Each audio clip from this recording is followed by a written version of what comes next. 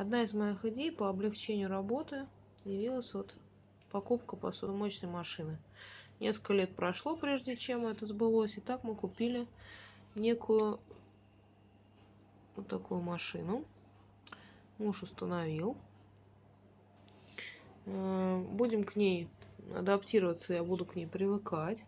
Надеюсь, что она мне поможет. В общем, одной из еще причин покупки было то, что у меня большие проблемы с руками начались, с кожей рук. Но это отдельно я, наверное, сделаю маленькое видео, поскольку я уже перепробовала столько средств, что, наверное, можно и снять маленький ролик.